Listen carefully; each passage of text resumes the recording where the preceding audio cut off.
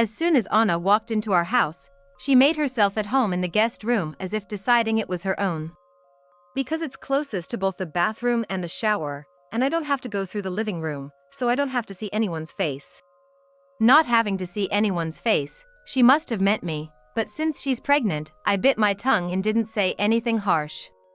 Look, I want you out of this house. You've been nothing but trouble, not working and just leeching off us. You're the worst. I don't recall ever mistreating my daughter-in-law or not working and leeching off anyone. That's it, I've had it. This house is in my name, it's my house. My oldest son and his wife will move in, so get out. We'll take care of the mortgage of $1,400. All right, thinking even though it's $5,400. I agreed readily and decided to leave. Take the dog with you. Of course. Leaving Mary in such a hazardous home was out of the question. I feel bad for Ryan, but I thought a devil of a wife had arrived. Cursing, arriving at our home, I've been observing what her real intentions were. Just as I thought, Anna turned out to be truly malicious. Tim was too, surprisingly naive to be deceived by Anna, which shocked me. I know, I'm not young anymore, and I've changed since those days.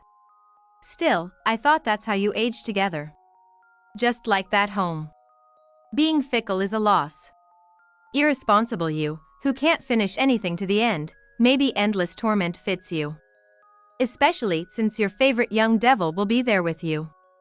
Both of you may as well fall into hell together. My name is Holly, a 58-year-old. I met Tim, my husband 6 years younger than me, about 30 years ago through an acquaintance. At the time, I was 28, and Tim was 22. Fresh out of college and in his first year of work, Tim was incredibly bright to me.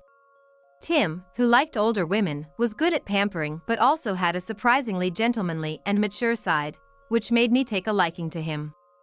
It seems Tim felt the same, and after 6 months of dating, we got married. Thinking about expanding our family and our future, we decided to build a house. Tim always said, it's best to build a house while we're young. True, considering the mortgage, younger is better. However, it was difficult to secure a home loan with Tim's credit just starting his first job. I could have used my credit, but Tim's pride insisted on having the house in his name. Eventually, after Tim worked diligently for a year and built a good credit history, we were able to get a loan and build our house. I also worked, saving diligently for our home. Working for our own house didn't feel like a chore. Also, at Tim's strong request, we decided to manage our finances separately after marriage. We opened a joint account for living expenses, each contributing a set amount. Truly, a shared asset of the marriage, from which we'd draw for groceries and utilities. Even after the house was built, we agreed to split the mortgage payment each month. Even deciding on these couples' rules felt exciting because of our newlywed status. A year after our marriage, we joyfully moved into our long-awaited home. The brand new house, which we were particular about in its layout, filled our hearts to the brim. A year after the house was built, we were blessed with our first son Ryan, and 3 years later, with our second son Mark. I felt an immense happiness. Now, 30 years after our marriage, Ryan has married and moved out. With Mark also starting his own life, the spacious house was left to just the two of us. Still, I intended to enjoy the slow, peaceful times with my husband in this house. After the kids left, Tim started talking about getting a dog. Probably to distract from the loneliness, though I suspect there were other reasons. Since it became just the two of us, Tim started treating me harshly. Waking up to your face first thing in the morning is just tiresome. He would say such things without a care. Getting older is something we both have to deal with, he said, but he wouldn't accept it, adding, you used to look so beautiful being older, but I guess aging hits you faster than me, and that's just off-putting. Then he'd just retreat to his room immediately. Essentially, he wanted a dog because he didn't want to face me. I like animals, so I wasn't opposed to getting one. Tim goes to work at the office, but since I've always worked from home, I can watch the dog during the day. My worry is whether Tim can really take care of it responsibly until the end. When we built this house, Tim said, we're gonna keep it as shiny as new forever. At first, he really put effort into cleaning and maintaining the house daily. But within a month, he got bored and said, "Houses age the more you live in them. Keeping it real is best," and stopped using the expensive pressure washer and other tools we bought for maintenance. Also, when our first son, Ryan, was born, he was all enthusiastic about being in charge of bathing him, saying, "Bath time is my job. Don't you bathe him until I get home." But after the first week, he'd just say he was too tired and go to sleep. He never bathed Ryan again. With our second son, Mark, I ended up taking care of everything from the start. Tim, without doing anything himself, would criticize from the sidelines, "Aren't you wiping him properly? Doesn't he need more moisturizer?" And when I asked him to watch the kids on weekends, he'd say, "Kids are better off being cared for by their mom, right?" and then take a nap himself. Until now, I've just accepted cleaning and childcare as my sole responsibilities because that's supposedly women's work. However, Tim stopped contributing to our joint account years ago. He hasn't put in money for the monthly living expenses, nor for the mortgage. The first month he missed a payment, he said he was broke because of friends' weddings and asked for a pass just for that month, which I agreed to. But then it happened again the next month, and the month after. We couldn't let the mortgage payments slide, so I ended up covering them with my money. Yes, Tim's character is such that he can't keep up with cleaning, childcare, or even his financial obligations. I was worried whether he could properly take care of a dog. I only see a future where I'm taking care of everything. Still, if getting a dog keeps our relationship smooth, I was willing to welcome one into our home. We ended up getting a female puppy, half a year old. Tim fell in love with her at first sight at the pet shop. I was hesitant about getting a puppy, considering the lifespan of dogs and our future. There's a chance we might pass away before the dog does. Then she'd be left all alone. But this worry was alleviated knowing that, if anything happened to us, our sons would take care of her. So, we welcomed her into our family. We named her Mary. When Mary first arrived, she brought smiles to us. Watching her play so hard with her tiny body never got boring. Tim seemed happy taking care of her, feeding her, and brushing her. I thought maybe this time Tim would be able to take care of her without issues. One day, while I was working in my room, I heard Mary barking from the other side of the door. It was 7 p.m., and Tim, who's usually home by then, hadn't returned. So, I fed Mary in Tim's place.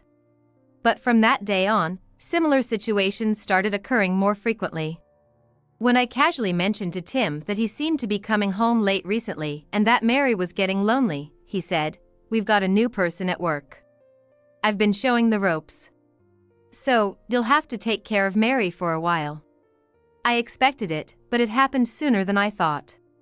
I assumed he'd at least take care of her until she was a grown dog. But even if there's a new person at work, would an older employee like Tim really need to do the direct training? My suspicion was confirmed when, while Tim was in the restroom, a notification popped up on his smartphone saying, "Thanks for the other day. Let's go out for dinner again soon." It turned out his mentoring was outside of work. The message implied it was from a much younger woman. I sighed and hugged Mary tightly. Since Tim stopped taking care of Mary, she's become much more attached to me. It seems Tim isn't amused by this. On weekends, when he tries to play ball with her, Mary doesn't respond to his invites. Instead, she climbs onto my lap, which makes him exclaim, "Who do you think raised you?" in anger. I've been the one taking care of her these past few months. So, it's natural she'd be more attached to me, but I don't say this to Tim. It's the same with the kids. If anything, they seem to prefer me over Tim. Especially Ryan, who's always been a mama's boy, following me around since he was little. If I disappeared from his sight, he'd start crying loudly, calling out for me, which made me worry about his overly gentle and timid nature. But now that he's married, I guess he's turned out just fine. Just as I was thinking about this, my phone rang. It was a call from Anna, Ryan's wife. "Hello? Actually, I'm pregnant. So, could I stay at your place for a while?" The sudden news surprised me, but the thought of having a grandchild was delightful. Moreover, Ryan is often away from home due to his long-haul trucking job. I suggested that she should come over with Ryan once he's back so we can discuss it together. I thought I heard her say something on the other end, but she cheerfully responded, "Okay, I understand. I'll visit soon," making me think I must have misheard. The weekend came, and Ryan and Anna visited our home together. I was surprised by how slim Anna looked, hardly appearing pregnant. "It's still early, so my belly is small. Don't stare, it's creepy." Ryan chided her for her choice of words, but Anna remained aloof. I had met Anna when she and Ryan were getting married, but she didn't seem like this before. Assuming she must be irritable from the pregnancy, I decided to avoid saying anything that might upset her. Eventually, Tim joined us in the living room, clearly thrilled by Anna's youthful and stylish appearance, making unnecessary comparisons to his old-fashioned wife. Anna laughed it off, saying, "Oh, stop it. I'm sure your wife was better when she was younger too, right?" Ryan looked uncomfortable and sweaty next to her. All I could do was sigh. Ryan, unable to be at home often, probably finds it difficult to assert himself with Anna.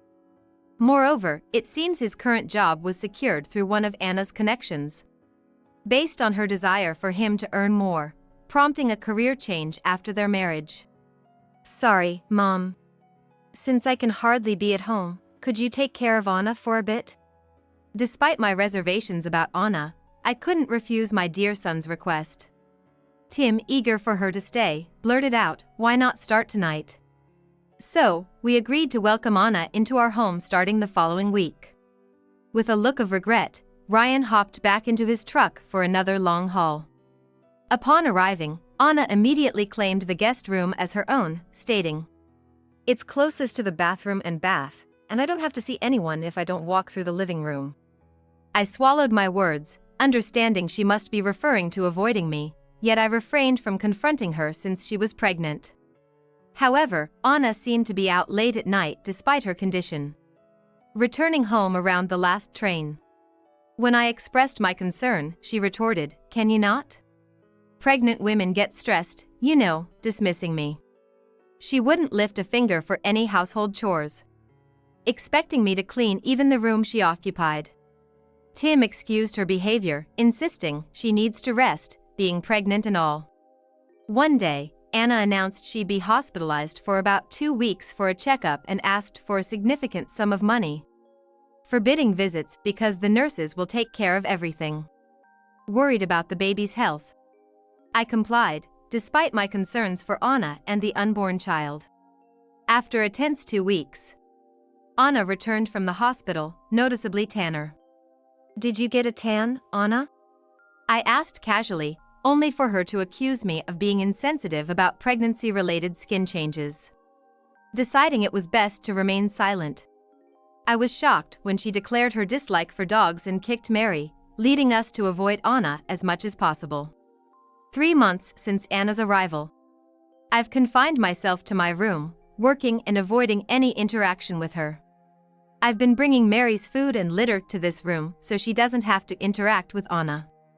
I prepare meals early in the morning while both Tim and Anna are still asleep. In the evening, when Anna goes out, I take the opportunity to clean the room and do the laundry. If Anna needs anything, she calls for me, so I avoid her otherwise. One day, when I happened to go to the living room during the day, Anna was cheerfully applying nail polish. Having had trouble with the smell of nail polish when I was pregnant with Ryan, I asked Anna out of simple curiosity, "Are you okay with morning sickness and all?" My question seemed to annoy Anna, who glared at me and then yelled towards Tim in the bathroom, "Hey! Your wife is forcing me to work, saying I don't have morning sickness."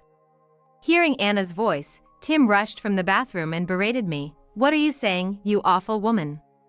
How can you not understand the difficulties of a pregnant woman, being a woman yourself?" Another time, I caught Anna smoking under the kitchen vent. Reacting instantly, I snatched the cigarette from her. Anna clicked her tongue, looked at me, and dramatically collapsed, yelling, "Ouch! Please stop it! Forgive me!" With the living room window open, neighbors gathered around hearing Anna's cries. I apologized, saying it's nothing, and sent them away while Anna gave me a faint smile. Ryan comes home every 2 weeks, and during his visits, Anna behaves incredibly meekly. She hides her devilish side only for the days Ryan is home, and once he leaves for work, her true colors show again. Watching Anna's behavior makes me wonder what Ryan saw in her. And I also question what I saw in Tim, who has now become a puppet to his daughter-in-law. Tim used to work hard with the dream of building a house in his name. He was so earnest and bright back then. It's been 30 years since our dream of building a house came true and we had children. Now, I'm the one paying off the mortgage for this house. Moreover, Tim has stopped contributing to our joint account, leaving me to cover all living expenses. Does he even realize this? Does he have the audacity to lord over me knowing all this? As I was stroking Mary on my bed, pondering these thoughts, a message arrived on my smartphone from Tim. He demanded I come to the living room immediately. Reluctantly, I placed Mary in her cage in the corner of the room and headed to the living room, half wishing he would propose a divorce. Upon arrival, I found Tim and Anna seated on the sofa, using my favorite cups and saucers for tea. They had used the teapot incorrectly, not utilizing the tea strainer, leaving the pot and their cups filled with tea leaves. Still, they seemed to be enjoying the ambience, so I said nothing. "Let me cut to the chase," Tim began.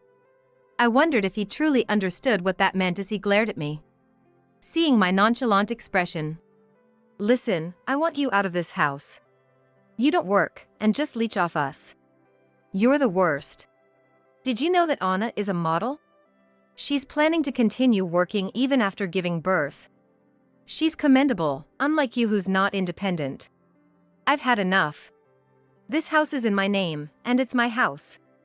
I'm going to live with Ryan and his wife. We'll take care of the $1,400 mortgage. I've never bullied anyone, nor have I lived off anyone without working. Anna being a model or whatever was frankly irrelevant to me. If he truly believed I wasn't independent, he was sorely mistaken. There were many things I wanted to contest in Tim's speech, but what puzzled me the most was his mention of a $1,400 mortgage. It seemed he thought that was the cost of our house's mortgage. He must have been mistaken due to not having made payments in a while. But since he was telling me to leave, it hardly mattered at this point. I said, sure, thinking the mortgage is actually $5,400, and decided to leave the house. Take the dog with you too. Of course. I couldn't possibly leave Mary in such a dangerous home. Tim and Anna seemed to have lost all interest in me, caught up in their own conversation. Right, if Tim is going to take over the mortgage payments, I need to give him the joint account passbook. I went back to my room, grabbed the passbook, and headed to Tim. This account is set up for the mortgage payments. Please take care of it. Tim snatched the passbook from me eagerly and started checking it out with Anna, both snickering, probably just looking at the balance. Indeed, it's a significant amount I saved up as our family's savings. They're not even looking at the transaction history, which is what matters. Well, whatever. They can do as they please from now on. I went back to my room and packed my things, including Mary's stuff. It was more than I expected, but no problem. I don't intend to leave anything important behind in this house. Before leaving, I made a call to my son, Mark. I briefly explained the situation and decided to go to his place. And with that, I left the home I had lived in for 30 years. Leaving this way was honestly sad and frustrating. But at this moment, I didn't want to spend another second there. When I arrived at Mark's place by taxi, he came down to greet me. Seeing him help with the luggage, I felt proud of how much he's grown. "Mom, you've worked hard. Take it easy today." His kind words almost made me tear up. I took Mark's offer and rested well that day. The next evening, I received a call from Ryan. He must have finished work and gotten home. "Mom, you're at Mark's place? I heard from him. Sorry, it's because I brought Anna over, isn't it?" I'm really sorry. I could sense Ryan deeply apologizing over the phone. Being gentle, he probably couldn't stand up to Anna. His subdued behavior whenever he came home every 2 weeks was likely to ensure he got his salary from her. I'm fine. But, Ryan, have you seen Anna? How was she? Ryan hesitated for a moment. Then, he said, Mom, I have something I want to talk about. Can I come over now? As if he had made up his mind. That night, Ryan, Mark, and I talked. Many things became clear. No more doubts, it's time to divorce Tim. I felt bad for Ryan, but I thought a devil-like wife had come into our lives. Observing everything. Just as I suspected, Anna turned out to be truly wicked. Months passed, and her belly never grew. Since the day she came back from the hospital, her skin was tanned. Seems like she can't stay away from her friends, alcohol, and cigarettes. Using her youth and beauty, she charmed Tim easily. Tim, too, was shockingly simple in being enchanted by Anna. At some point, he just loved younger women. I understand, I'm not young anymore, and I've changed since those days. More wrinkles, more aches. Yet, I thought we'd grow old together. Just like that home. Having a fickle nature is a loss. You, who can't finish anything responsibly, are suited for endless hell. Especially with your beloved young devil by your side. Let both of you fall into hell together. It's been about 2 months since I left the house. Lately, my work's been going well. It looks like I can expect good numbers again this month. I decided to take a break, and just then, my phone rang. The screen displayed Tim. I had been expecting a call around this time, but I wished it wouldn't come on such a good day. Still, since it was important, I pressed the answer button. Hello, what's up? Before I could finish asking what was wrong, a shout came from the other end. Hey! I don't know what's going on, but I'm being pressured to pay the house mortgage. I'm supposed to be paying it monthly, something's wrong. Did you do something? Just as I thought, it was about the mortgage payment. There's no way Tim could afford a $5,400 payment when he thinks it's only $1,400. He must have quickly spent all the savings I left behind. I haven't done anything, you know? More importantly, have you been properly depositing your salary for living expenses and repayment amounts? If you did, there wouldn't be any need for pressure to repay. I stated the obvious. Tim, guilty as charged, didn't retort immediately. But after thinking it over, he attacked again. I made sure to leave money behind. I left $4,200 for 3 months, which is definitely enough for the payments. So, there's no way the repayment should be falling behind now. Oh, brother, he still hadn't realized. I thought he would at least glance over the account details. I let out a sigh too big to count. Continuing this conversation over the phone seemed pointless. All right. I'll come over tonight. Ryan and Mark will join us. Wait with Anna. When I said that, Tim reluctantly agreed. Before I knew it, Ryan and Mark were beside me. They seemed to have a rough idea of the situation. They nodded towards me. And I nodded back firmly, then we headed to Tim and Anna's place. The first to rush out was Anna. Ryan! Where have you been without coming back here? And quitting your job, what's that about? I got you that job through a contact, don't mess around. She started yelling like a banshee as soon as the door opened, causing not just Ryan, but Mark and I to recoil a bit. Ryan calmed her down, and we all entered the house. I was shocked when we got to the living room. It was far dirtier than when I lived there. Clothes were scattered everywhere, leftover food was left out. Shelves were dusty, and tiny flies buzzed around. Ryan, sitting Anna down on the sofa, had a firm, husbandly demeanor unlike his usual gentle self. Anna, about what you said earlier. You said you asked a contact to get me the job, but I never asked for it, right? I wanted to stay at my previous job. Somehow I was made to quit and ended up at the new one without my say. I tried to do my best thinking it was what you wanted, but I always felt uneasy. Ryan explained that he reluctantly agreed to change jobs because Anna wanted a better salary. But he realized the pay wasn't much better for the hard work. And later, it was even reduced. The company gave unsatisfactory reasons like rising fuel costs, which only increased his distrust. Mark found out the reduced amount was going to Anna. Being from a contacts company, such things were possible. If you had just told me, I would have welcomed using it for living expenses. But Anna, you also demanded living expenses and hospital fees from me. What did you use that money for? I can't trust Anna anymore. Ryan spoke with quiet anger but looked somewhat sad. I felt an overwhelming urge to hug Ryan right then. What? It's just money. Do you know how lucky a boring guy like you is to marry me? Contribute some money. Yeah, you're so dull it's depressing to have you around. That's why I wanted you to change jobs to that company where you're away more. I thought I married a man who'd do anything I say, but you're the worst. Anna retorted, completely unapologetic for hurting Ryan. Mark and I almost leaped forward, wishing we could slap her in Ryan's place. My fists trembled slightly. Enough with the marital spat. My issue is more important. Holly, like I said, I had left enough for 3 months of payments. Tim finally spoke up after being silent since we arrived. Continuing our phone conversation. 3 months, huh? Then you should have left at least $16,200. At my words, Tim's eyes widened. What? The mortgage is $1,400 a month, right? Anna said so. The repayment for a house mortgage is usually about $1,400. That misinformation, it seems, was disseminated by Anna.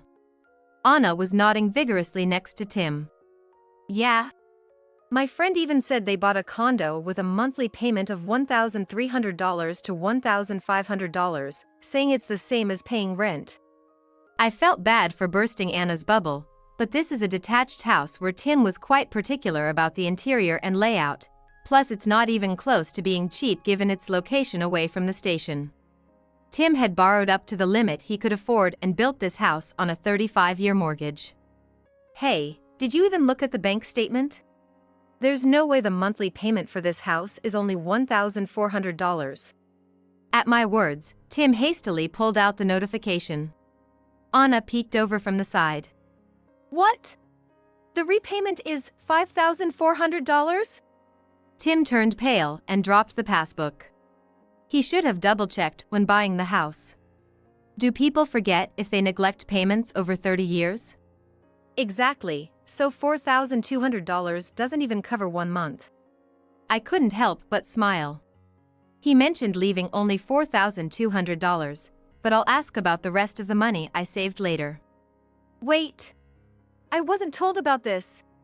Tim said I could get this house with a $1,400 monthly payment. Anna's words sent shivers down my spine.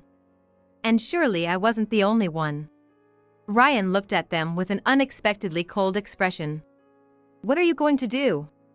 Can you pay? If you want to continue living in this house, you have to pay. And just so you know, we have no intention of paying for a house we're not living in, so don't count on us. Ryan and Mark nodded at my words. Then Tim questioned me. Wait a minute. How have you been paying a $5,400 mortgage until now? A housewife like you couldn't possibly pay that much. After 30 years together, Tim still didn't understand me. It's quite disappointing. Mom's been running an e-commerce site. It's quite popular, didn't you know? Now, I'm helping her with the product photography, and my brother handles the accounting. Yes, I've been running an e-commerce site from home for quite some time. It's been well received, and recently I started selling pet goods, inspired by Mary. Thanks to my son's help, the business is doing even better. Tim looked at me, unable to believe my earnings. Hearing all this, Anna raised her voice. Wait, Ryan! You're supposed to be on my side, right? We're living together, aren't we? If you're earning so well, then you should pay the remaining mortgage. Anna's remark had Tim chiming in with agreement. What an unbelievable father, pushing mortgage payments onto his son. Ryan, however, remained calm and said to Anna, "Anna, you introduced me to a job that keeps me away for long periods, right? What were you doing during the 2 weeks I was gone? Did you take care of the house, prepare meals, do anything useful?" "No, you didn't. And besides..." Ryan stopped mid-sentence and laid out several photos on the table. The photos showed Anna walking intimately with an unknown man in a busy street, including entering a hotel. "What is this? It's fabricated. You're framing me with this." Anna grabbed the photos from the table and started tearing them up. "Sorry, but those are film photos. Can't fabricate those." Mark, a professional photographer, prefers film cameras and doesn't use digital ones for personal commitment. "At first, I thought I mistook someone else for you in the busy street, but then I saw you again on a different day. My brother was worried, so I couldn't help but take the shot." Anna glared at Mark as he explained. Ryan, without changing his expression, told Anna in an emotionless voice, "Anna, let's end this. We're getting a divorce." At Ryan's words, Anna screamed, "What? Ryan, you dare dictate to me? I'm glad to be rid of a gloomy man like you." Anna, though beautiful and stylish, was unfortunately lacking in personality and intelligence. She probably wouldn't understand even if we explained that she was at fault. It's a waste of time to convince her ourselves, so we'll have a lawyer explain it in detail. There's more we need to confront Anna about. By the way, Anna, you weren't really pregnant, were you? Anna's face contorted at the mention. "Anna, you've been here for 5 months, but your figure hasn't changed at all. And consuming alcohol and cigarettes every night is a bit much, don't you think?" Anna's face became increasingly rigid. And with a completely stiffened face, she retorted, "What? It's just a little lie, right? Why get so mad? You got to dream about having a grandchild. That must have made you a bit happy, right? I mean, I'm actually glad Ryan never had a child." Hearing Anna say that, I nearly raised my hand in anger. Her disregard for people's feelings was infuriating. Looking at Ryan, I noticed he seemed calmer than expected. Perhaps he had sensed Anna's lie. "You said you were hospitalized and took money from Mom for that, right? That could potentially be fraud," Mark added, to which Anna objected. "I was really hospitalized. Not for pregnancy, but for another illness." Despite her claim, no one believed her. Especially since we had confirmed through Anna's social media that she had been on a vacation to Hawaii during the so-called hospitalization. Her tanned skin was evidence of that. She must have thought I, an older woman, wouldn't use social media. Which was amusingly naive. While we were confronting Anna, Tim sipped his tea as if he was an outsider to this mess. It was about time for Tim to face his consequences as well. "So, what are you going to do? Are you going to live in this house?" Tim, as if he had a brilliant idea, suggested to me. "I can't pay the $5,400. If you guys won't help, how about we sell the house? It could fetch millions. It's in my name, so it's my money, right? Then I'll use that money to find a new place. Sounds like a great plan, doesn't it?" I almost admired Tim for his shallow thinking. I explained to Tim in terms he could understand. "Tim, the mortgage still has 6 years left, roughly $400,000, right? Let's say this house is worth $600,000. If we sell it, we only get $200,000. Understand? And that $200,000 will be split between us in the divorce. So, you might get $100,000. But I'll be claiming money from you. So, in the end, you'll be left with very little money." Tim seemed unsure if he grasped the explanation. Probably overwhelmed by where to start asking. "What? What's property division?" "Indeed, it's a term of interest." I simply replied. "Yes, because we're divorcing." Tim's face twitched for a moment. I figured it'd be hard for him to articulate what's next, so I decided to spell it out. "You've been introducing your model friends to your friends, right? It's trendy among young girls to go out with older men and get allowances, isn't it? You and Anna had a win-win situation. Did you know that there were mixers happening in this living room with older men and models at night? As I spoke, both Tim and Anna paled, clearly hitting a nerve. Yet Anna, resilient as ever, contested. Don't make stuff up. There's no evidence of that. I presented the evidence as requested. It was footage from a pet camera in the living room, which I had thought I turned off when I left. Somehow, it got turned on, likely by someone drunk, and to my surprise, sent me footage of Tim and his older friends partying with young women in our living room. This footage is from the pet camera for Mary. I thought I turned it off when I left. Someone must have accidentally turned it on. I was shocked to suddenly receive such footage. The camera, intended to check on Mary via smartphone, inadvertently provided proof of the misconduct. Oh, Dad. By the way, I caught you and a young girl entering a hotel in the entertainment district on camera. I really didn't want to take such photos of you. With all evidence laid out, Tim and Anna had nothing to counter. They sank deeper into the sofa, their gaze distant as if attending their own funeral. The living room, meant for family gatherings, now resembled a wake. I wondered what the house, built 30 years ago with so much hope, thought of its crumbling family now. In the silence, the creaking of the house could be heard. It was clear Tim couldn't pay off the mortgage. Maybe he wanted to see what decision he would make in the end. Tim proposed selling the house. Showing his attachment was only superficial. Perhaps he had lost interest in the house and the family when he stopped contributing financially. Maybe I should have divorced him sooner. Now, it's unclear. Oh, there's a scratch on the wall. I'll fix it later. The house became mine after I paid off the remaining mortgage in full and changed the deed into my name, transforming it from Tim's house into mine. I have always taken great pride in the deep affection I've poured into this home, so the option to sell it was simply unthinkable for me. Tim seemed to want to sell the house until the very end, to keep a bit of money in hand, but I firmly refused. After all, he had been quite reckless with his spending. It was time he learned a bit about saving. The savings we had as shared property apparently vanished into expenses for his young female companions. I heard through the grapevine that he's now living in a small place. Currently, the house has undergone slight renovations to serve as both my office and home. Ryan and Mark are also living here with me, helping with my work.